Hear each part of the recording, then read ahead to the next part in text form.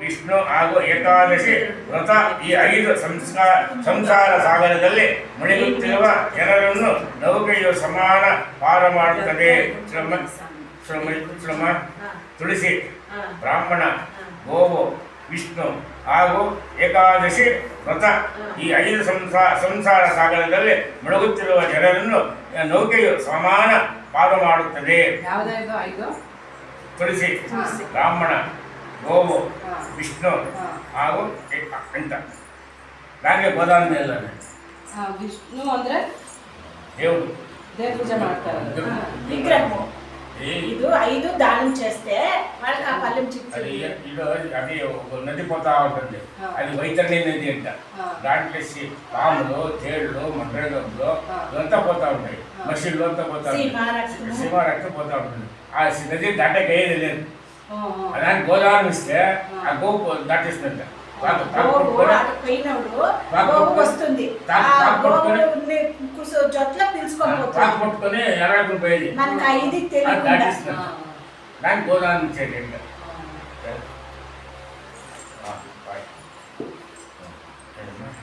ಈ 2 ಕೈಗಳಿಂದ ಕುಶವನ್ನು ಭೂಮಿಯಿಂದ ಬೇರ್ಪಡಿಸಿ ನೆಲದ ಮೇಲಿರಿಸಿ ಜಲವನ್ನು ಪ್ರೋಕ್ಷಿಸಿ ಮರಣಕಾಲದಲ್ಲಿ ಮರಣಾವಸ್ಥೆಯಲ್ಲಿರುವ ವ್ಯಕ್ತಿಯ 2 ಹಸ್ತಗಳಲ್ಲಿರಿಸಬೇಕು. ಜಲವನ್ನು ಪ್ರೋಕ್ಷಿಸಿ ಮರಣಕಾಲದಲ್ಲಿ ಮರಣಾವಸ್ಥೆಯಲ್ಲಿರುವ ವ್ಯಕ್ತಿಯ 2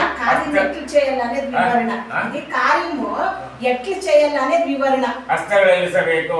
ಯಾರ ಹಸ್ತಗಳಲ್ಲಿ ಕುಶವಿರುತ್ತದೋ ಹಾಗೂ ಯಾರನ್ನು ಕುಶದಿಂದ ಮುಚ್ಚಲಾಗುತ್ತದೋ ಅಂಥವನು ಮಂತ್ರಹೀನ ಆಗಿದ್ದರೂ ಕೂಡ ವಿಷ್ಣುಲೋಕವನ್ನು ಹೊಂದುತ್ತಾನೆ.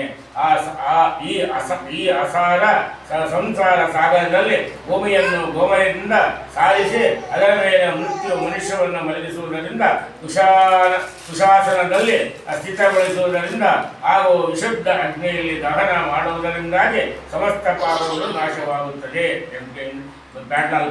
అంటే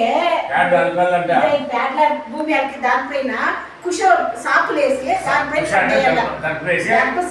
పండేసి అంటే వాళ్ళు క్లీన్ చేస్తే అప్పుడు అంత పుణ్యం చెప్తుంది అంట. పాపంలో నాశనం చేసిందే లవణ ಹಾಗೂ ಅದರ ರಸ ದಿವ್ಯ ಲವಣ ರಸ ಹಾಗೂ ಅದರ ರಸ ದಿವ್ಯವಾಗಿದೆ. ಉಪ್ಪು ಅಂತ ಶುಭಂగా ఉంది ಅಂತ.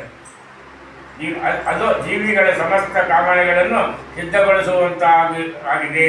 ಲವಣದ ಹೊರತಾಗಿ ಅನ್ನರಸ ಉತ್ಕಟವಾಗುವುದಿಲ್ಲ, ಸುಸ್ವಾದವು ಆಗುವುದಿಲ್ಲ.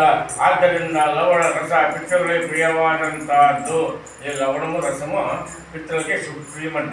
ఇప్పుడు ఇదంతా ఏమంటే కార్యం ఎట్లు చేయాలని వివరణ ఉంది. అది అయినాక ఇప్పుడు అది మీరు వాద్యానికి అవంతా ఇది సంబంధించి ఉంటుంది. ఇప్పుడు అది పెట్టి దానికి ఇస్తే ఏం ప్రయోజనం? అలాంటి ఇది చాలా పెద్దగుంది. మీరు 12 గంటೆ అంతా ಸುಸ್ವಾದವು ಆಗುವುದಿಲ್ಲ. ಆದ್ದರಿಂದ ಲವಣ ರಸ ಪಿತೃಗಳಿಗೆ ಪ್ರಿಯವಾದಂಥದ್ದು ಹಾಗೂ ಸ್ವರ್ಗವನ್ನು ಪ್ರದಾನಿಸುವಂತದ್ದಾಗಿದೆ. ಈ ಲವಣ ರಸ ವಿಷ್ಣುವಿನ ಶರೀರದಿಂದ ಉತ್ಪನ್ನವಾಗಿದೆ.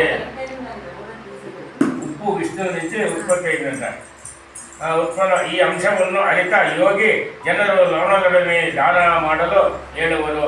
ಈ ಪೃಥ್ವಿಯ ಮೇಲೆ ಒಂದು ವೇಳೆ ಬ್ರಾಹ್ಮಣ, ಕ್ಷತ್ರಿಯ, ವೈಶ್ಯ, ಸ್ತ್ರೀ ಹಾಗೂ ಅನ್ಯವರ್ಣದ ಅತುರ ವ್ಯಕ್ತಿಯ ಪ್ರಾಣ ಹೋಗುತ್ತಾಗಿದ್ದರೆ ಅದಕ್ಕಾಗಿ ಸ್ವರ್ಗದ ದ್ವಾರ ತಲೆಯ ಹೊಸಗ ಲವಣದ ದಾನ ಮಾಡಬೇಕು. ಲವಣದ ಸ್ವರ್ಗ ಮಾಡಿ. ಏ ಪಕ್ಷೇಂದ್ರ, ಈಗ ಮೃತ್ಯುವಿನ ಸ್ವರೂಪವನ್ನು ವಿಸ್ತಾರದಿಂದ ಶ್ರವಣ ಮಾಡು. ಮೃತ್ಯುವೇ ಕಾಲವಾಗಿದೆ. ಅದರ ಸಮಯ ಬಂದಾಗ ಜೀವಾತ್ಮನಿಂದ ಪ್ರಾಣ ಹಾಗೂ ದೇಹದ ವಿಯೋಗವಾಗುತ್ತದೆ. ಮೃತ್ಯು ತನ್ನ ಸಮಯಕ್ಕೆ ಬರುತ್ತದೆ. ಮೃತ್ಯು ಕಷ್ಟದ ಪ್ರಭಾವದಿಂದ ಜೀವಿಯು ತಾನು ಮಾಡಿದ ಕರ್ಮಗಳನ್ನು ತಕ್ಷಣ ಮುಗಿಯುತ್ತಾನೆ. ಹೇ ಗರುಡ, ಯಾವ ಪ್ರಕಾರ ವಾಯು ಮೇಘ ಮಂಡಲಗಳನ್ನು ಅತ್ತಿತ್ತ ಸೆಳೆಯುತ್ತದೋ ಅದೇ ಪ್ರಕಾರ ಜೀವ ಕಾಲದ ವಶದಲ್ಲಿರುತ್ತಾರೆ. ಸಾತ್ವಿಕ, ರಾಜಸ ಹಾಗೂ ತಾಮಸ ಈ ಎಲ್ಲ ಭಾವಗಳು ಕಾಲದ ವಶದಲ್ಲಿವೆ. ಜೀವಿಗಳಲ್ಲಿ ಅವು ಕಾಲದ ಅನುಸಾರ ತಮ್ಮ ತಮ್ಮ ಪ್ರಭಾವವನ್ನು ವಿಸ್ತಾರಗೊಳಿಸುತ್ತವೆ. ಸರ್ಪಹಂತ, ಗರುಡ, ಸೂರ್ಯ, ಚಂದ್ರ, ಶಿವ, ವಾಯು, ಇಂದ್ರ, ಅಗ್ನಿ, ಆಕಾಶ, ಪೃಥ್ವಿ, ಮಿತ್ರ, ಔಷಧಿ, ಅಸ್ತವಸು, ನದಿ, ಸಾಗರ ಹಾಗೂ ಭಾವ ಅಭಾವ ಇವೆಲ್ಲವೂ ಕಾಲದ ಅನುಸಾರ ಉದ್ಭವವಾಗುತ್ತವೆ, ವೃದ್ಧಿಸುತ್ತವೆ, ಕ್ಷೀಣಿಸುತ್ತವೆ ಹಾಗೂ ಮೃತ್ಯು ಉಪಸ್ಥಿತವಾದಾಗ ಕಾಲದ ಪ್ರಭಾವದಿಂದ ವಿನಷ್ಟವಾಗುತ್ತದೆ. ಗರುಡ, ಯಾವಾಗ ಮೃತ್ಯುವಿನ ಆಗಮನವಾಗುವುದಿರುತ್ತದೋ ಅದಕ್ಕಿಂತ ಸ್ವಲ್ಪ ಸಮಯದ ಮುನ್ನ ದೈವ ಯೋಗದಿಂದ ಯಾವುದಾದರೊಂದು ರೋಗ ಜೀವಿಯ ಶರೀರದಲ್ಲಿ ಉತ್ಪನ್ನವಾಗುತ್ತದೆ. ಯೋಗದಿಂದ ಯಾವುದಾದರೊಂದು ರೋಗ ಜೀವಿಯು ಶರೀರದಲ್ಲಿ ಉತ್ಪನ್ನವಾಗುತ್ತದೆ. ಇಂದ್ರಿಯಗಳು ವಿಕಲವಾಗಿ ಕಾಂತಿ ವೇಗ ಸ್ಥಿತವಾಗುತ್ತವೆ. ಖಗೇಂದ್ರ, ಜೀವಿಗಳಿಗೆ ಕೋಟ್ಯಾಂತರ ಚೇಳುಗಳು ಕಚ್ಚುವಂತ ಅನುಭವವಾಗುತ್ತದೆ. ಇವಳೇ ಸುಬೋತ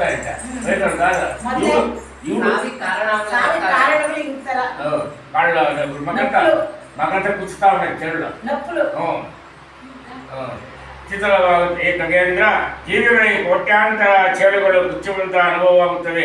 ಇದರಿಂದಲೇ ಮೃತ್ಯು ಜನಿತ ಪೀಡನೆಯ ಕಲ್ಪನೆ ಮಾಡಬಹುದು. ಅದರ ನಂತರವೇ ಚಟುವಟಿಕೆ ಸಮಾಪ್ತಿಯಾಗಿ ಒಡುತ್ವ ಉಂಟಾಗುತ್ತದೆ. ತದನಂತರ ಯಮದೂತರು ಅವನ ಬಳಿಗೆ ಬಂದು ನಿಂತು ಅವನನ್ನು ಎಳೆಯಲು ಪ್ರಾರಂಭಿಸುತ್ತಾರೆ. ಆ ಸಮಯ ಪ್ರಾಣಕಂಠಕ್ಕೆ ಬರುತ್ತದೆ. ಮೃತ್ಯುವಿಗೆ ಮೊದಲು ಅವನ ರೂಪ ಬಿಭೀಷವಾಗುತ್ತದೆ. ಗುರುಗನ್ನು ಉಗುಳತೊಡಗಿ ಬಾಯಿ ಲಾಲಾಜಲದಿಂದ ತುಂಬುತ್ತದೆ. ಅನಂತರ ಶರೀರದ ಒಳಗೂ ಆ ಅಂಗುಷ್ಟ ಪರಿಮಾಣದ ಪುರುಷ ಅಹಾಕಾರ ಮಾಡುತ್ತಾ ತನ್ನ ಮನೆಯನ್ನು ನೋಡುತ್ತಿರುವಂತೆಯೇ ಯಮದೂತರಿಂದ ಯಮಲೋಕಕ್ಕೆ ಒಯ್ಯಲ್ಪಡುತ್ತಾರೆ. ಮೃತ್ಯುವಿನ ಸಮಯ ಶರೀರದಲ್ಲಿ ಪ್ರವಹಿಸುವ ವಾಯು ಪ್ರಕುಪಿತವಾಗಿ ತೀವ್ರ ವೇಗ ಪಡೆಯುತ್ತದೆ ಹಾಗೂ ಅದರ ಶಕ್ತಿಯಿಂದಲೇ ಅಗ್ನಿತತ್ವ ಕೂಡ ಪ್ರಕುಪಿತಗೊಳ್ಳುತ್ತದೆ. ಇಂಧನವಿಲ್ಲದೆಯೇ ಪ್ರದೀಪ್ತ ಉಷ್ಣಜೀವಿಯು ಬ್ರಹ್ಮಸ್ಥಾನಗಳನ್ನು ಭೇದಿಸುತ್ತಿರುತ್ತದೆ. ಅದೇ ಪರಿಣಾಮ ಜೀವಿಗೆ ಅತ್ಯಂತ ಕಷ್ಟದ ಅಧೋಗತಿಯ ನಿರೋಧ ಮಾಡುವ ಉದಾನ ಎಂಬ ವಾಯು ಊರ್ಧ್ವಗತಿಯವಾಗುತ್ತದೆ. ಯಾರು ಅಸತ್ಯ ನುಡಿಯುವುದಿಲ್ಲವೋ, ಪ್ರೀತಿ ಭೇದನ ಮಾಡುವುದಿಲ್ಲವೋ, ಆಸ್ತಿಕ ಹಾಗೂ ಶ್ರದ್ಧಾಯುಕ್ತರಾಗಿರುವರು ಅಂಥವರಿಗೆ ಸುಖಯುಕ್ತ ಮೃತ್ಯು ಪ್ರಾಪ್ತವಾಗುತ್ತದೆ. ಯಾರು ಕಾಮ, ಈರ್ಷ್ಯೆ ಹಾಗೂ ದ್ವೇಷದ ಕಾರಣ ಸ್ವಧರ್ಮದ ಪರಿತ್ಯಾಗ ಮಾಡುವುದಿಲ್ಲವೋ, ಸದಾಚಾರಿ ಹಾಗೂ ಸೌಮ್ಯರಾಗಿ ಇರುತ್ತಾರೋ ಅಂಥವರೆಲ್ಲರೂ ಕೂಡ ನಿಶ್ಚಿತವಾಗಿಯೂ ಸುಖ ಪೂರ್ವಕ ಮರಣ ಹೊಂದುತ್ತಾರೆ. ಮಾಡಲು ಸ್ವರ್ಗ ಸಿಕ್ಕಿದಂತೆ. ಯಾರು ದೋಹ ಹಾಗೂ ಅಜ್ಞಾನದ ಉಪದೇಶ ಮಾಡುತ್ತಾರೋ ಅವರು ಮರಣದ ಸಮಯ ಮಹಾಂಧಕಾರದಲ್ಲಿ ಸಿಲುಕುತ್ತಾರೆ. ಯಾರು ಮಿಥ್ಯ ಸಾಕ್ಷಿ ನುಡಿಯುತ್ತಾರೋ, ಅಸತ್ಯ ಭಾಷಿಗಳು, ವಿಶ್ವಾಸಘಾತಕರು ಹಾಗೂ ವೇದನಿಂದಕರಾಗಿರುತ್ತಾರೋ ಅಂಥವರು ರೂಪಿ ಮರಣ ಹೊಂದುತ್ತಾರೆ. ಅಂಥವರನ್ನು ಹೃದಯಲು ಬಡಿಗೆ ಹಾಗೂ ಮುದ್ಗರದಾರಿ, ದುರ್ಗಂಧ ಯುಕ್ತ ಹಾಗೂ ಭಯಭೀತಿಗೊಳಿಸುವ ದುರಾತ್ಮಕರಾದ ಯಮದೂತರು ಆಗಮಿಸುತ್ತಾರೆ. ಇಂಥ ಭಯಂಕರ ಪರಿಸ್ಥಿತಿಯನ್ನು ಕಂಡ ಜೀವಿಯು ಶರೀರದಲ್ಲಿ ಭಯದಿಂದ ಕಂಪನವಾಗತೊಡಗುತ್ತದೆ. ಆ ಸಮಯದಲ್ಲಿ ಅವನು ತನ್ನ ರಕ್ಷಣೆಗಾಗಿ ನಿರಂತರವಾಗಿ ತಾಯಿ, ತಂದೆ, ಪುತ್ರರನ್ನು ಸ್ಮರಿಸುತ್ತಾ ಅಕರಣ ರಂದನ ಮಾಡುತ್ತಾನೆ. ಆ ಕ್ಷಣ ಪ್ರಯತ್ನ ಮಾಡಿದರೂ ಕೂಡ ಇಂಥ ಜೀವಿಯು ಕಂಠದಿಂದ ಒಂದು ಶಬ್ದ ಕೂಡ ಸ್ಪಷ್ಟವಾಗಿ ಹೊರಹೊಮ್ಮುವುದಿಲ್ಲ. ಭಯದಿಂದ ಜೀವಿಯು ನೇತ್ರಗಳು ಚಲಿಸತೊಡಗುತ್ತವೆ. ಉಸಿರಾಟ ತೀವ್ರವಾಗಿ ಬಾಯಿ ಒಳಗತೊಡಗುತ್ತದೆ. ತದನಂತರ ವೇದನೆಯಿಂದ ಅವೃತನಾಗಿ ಜೀವಿಯು ತನ್ನ ಶರೀರವನ್ನು ಪರಿತ್ಯಾಗ ಮಾಡುತ್ತಾನೆ. ಆ ಕ್ಷಣದಿಂದಲೇ ಅವನು ಎಲ್ಲರಿಗಾಗಿ ಅಸ್ಪೃಷ್ಟ ಹಾಗೂ ಅಸತ್ಯೆಯ ಯೋಗ್ಯನಾಗುತ್ತಾನೆ. ಈ ಗರುಡ, ಈ ಪ್ರಕಾರ ನಾನು ಯಥಾಪ್ರಸಂಗ ಮೃತ್ಯುವಿನ ಸ್ವರೂಪವನ್ನು ಹೇಳಿದೆ. ಈಗ ನಿನ್ನ ಎರಡನೆಯ ಪ್ರಶ್ನೆಗೆ ಉತ್ತರಿಸುವೆ. ಅದು ಅತ್ಯಂತ ವಿಚಿತ್ರವಾಗಿದೆ. ಪೂರ್ವಜನ್ಮದಲ್ಲಿ ಮಾಡಿದ ವಿವಿಧ ಪ್ರಕಾರ ಕರ್ಮಗಳನ್ನು ಮುಗಿಸುತ್ತಾ ಜೀವಿಯು ಇಲ್ಲಿ ಭ್ರಮಿಸಿರುತ್ತಾನೆ. ದೇವತೆ, ಯಕ್ಷ ಹಾಗೂ ಅಸುರಾದಿ ಜನ್ಮಗಳು ಜೀವಿಗೆ ಸುಖಪ್ರದಾಯಕವಾಗುವೆ. ಮನುಷ್ಯ, ಪಶು, ಪಕ್ಷಿ ಮೊದಲಾದ ಜನ್ಮಗಳು ದುಃಖದಾಯಕವಾಗಿವೆ. ಜೀವಿಯು ಕರ್ಮಫಲದ ತಾರತಮ್ಯದಿಂದ ಆ ಜನ್ಮಗಳು ಪ್ರಾಪ್ತಿಯಾಗುತ್ತವೆ. ಈಗ ನಾನು ಇದೇ ವಿಷಯದಲ್ಲಿ ನಿನಗೆ ಕರ್ಮ ವಿಪಾಕದ ವರ್ಣನೆ ಮಾಡುವೆನು. ಏ ಗರುಡ, ಜೀವಿಯು ತನ್ನ ಸತ್ಕರ್ಮ ಹಾಗೂ ದುಷ್ಕರ್ಮದ ಫಲಗಳ ವಿವಿಧತೆಯ ಅನುಭವ ಮಾಡಲು ಸುಖ. ಈ ಜಗತ್ತಿನಲ್ಲಿ ತನ್ನ ಜನ್ಮ ತಾಳುತ್ತಾನೆ. ಯಾವ ಮಹಾಪಾತಕಿಯು ಬ್ರಹ್ಮಹತ್ಯಾದಿ ಮಹಾಪಾತಕ ಜನ್ಯ ಅತ್ಯಂತ ಕಷ್ಟಕಾರಿ ರೂರವಾದ ನರಕ ಲೋಕಗಳ ಭೋಗಿಸಿ ಕರ್ಮಕ್ಷಯದ ನಂತರ ಪುನಃ ಆ ಪೃಥ್ವಿಯು ಮೇಲೆ ಯಾವ ಲಕ್ಷಣಗಳಿಂದ ಸಂಯುಕ್ತನಾಗಿ ಜನ್ಮ ಕಳೆಯುತ್ತಾನೋ ಅಂತಹ ಲಕ್ಷಣಗಳನ್ನು ಹೇಳಬೇಕೇಳು. ಏಕಗೇಂದ್ರ, ಬ್ರಾಹ್ಮಣನ ಹತ್ಯೆ ಮಾಡುವ ಮಹಾಪಾತಕಿಗೆ ಹೆಚ್ಚಿದರೆ ಅಶ್ವ, ಗಂಧಿ ಹಾಗೂ ಒಂಟೆಯ ಜನ್ಮ ಪ್ರಾಪ್ತಿಯಾಗುತ್ತದೆ. ಬ್ರಾಹ್ಮಣನ ಹತ್ಯೆ ಮಾಡುವ ಮಹಾಪಾತಕಿಗೆ ಚಿಗರೆ, ಅಶ್ವ, ಹಂದಿ ಹಾಗೂ ಒಂಟೆ ಜನ್ಮ ಪ್ರಾಪ್ತಿಯಾಗುತ್ತದೆ.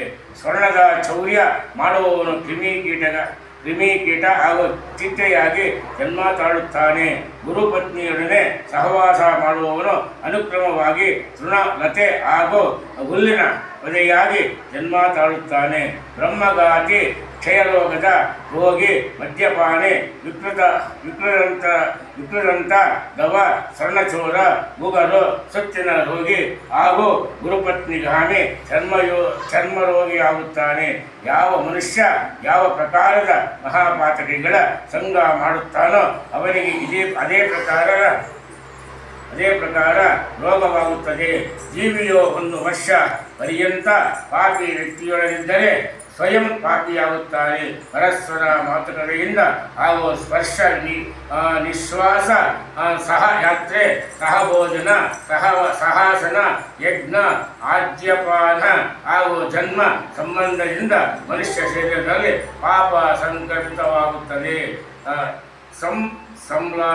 ಸಂಲಾಪ ಸ್ಪರ್ಶನಿ ವಾಸ ಸಹಯಾನ ನಸಾತು.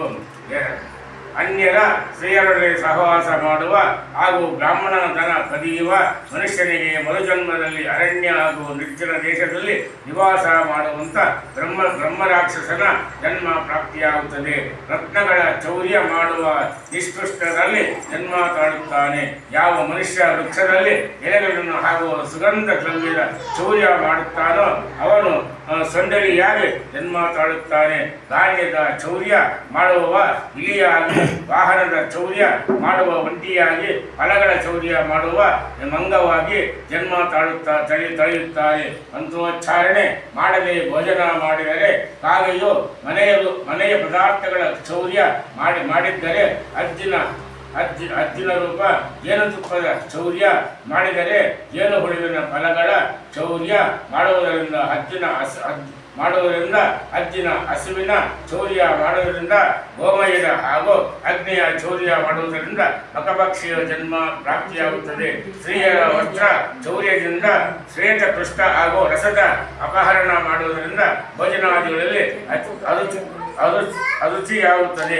ಪಂಚನ್ನು ಚೌರ್ಯ ಮಾಡುವ ಹಂಸ ಅನ್ಯರ ಧನವನ್ನು ಹರಣ ಮಾಡುವ ಅಪಸ್ಮಾರ ಯೋಗದಿಂದ ಪೀಡಿತ ಹಾಗೂ ಗುರುಹತ್ಯೆಯಿಂದ ಕ್ರೂರ ಕರ್ಮ ಮಾಡುವವನ ಕ್ರೂರಕರ್ಮಿ ಕುಬ್ಜ ಧರ್ಮಪತ್ನಿಯನ್ನು ಪರಿತ್ಯಾಗ ಮಾಡುವ ಶಬ್ದವೇದಿಯಾಗುತ್ತಾನೆ.